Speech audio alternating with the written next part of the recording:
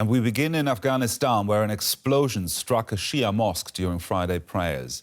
It happened in the southern province of Kandahar. At least 15 people are reported dead so far, and scores are injured. Just a week ago, dozens were killed in a suicide bombing at a Shia mosque in the country's north. And for more of this, let's cross over to DW correspondent Nick Connolly, who is in Afghanistan. Nick, what more can you tell us at this point? Well, this was Kandahar's main, largest Shia mosque. As you mentioned there, Friday prayers, the busiest time of the week at any mosque in Afghanistan or elsewhere for that matter, and a devastating blast. There's some really gruesome footage doing the rounds on social media. No real clear picture yet on the number of casualties, much higher numbers being quoted in local media, but unconfirmed still, and a real sense of fear and uncertainty how this plays out and what this means for the rest of the country. Well, we've heard earlier, this blast comes a week after a suicide attack in Kunduz.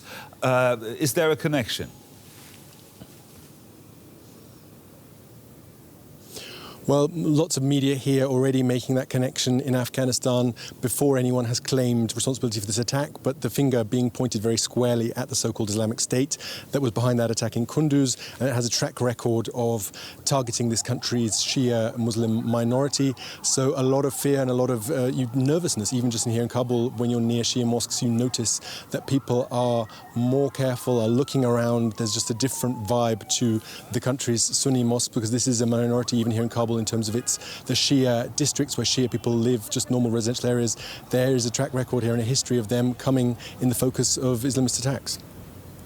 Well, after the Taliban's takeover in August, the Islamic State seems to have stepped up terror operations, if you will, in the country. What does this all mean for Afghanistan? What can the Taliban now do against this?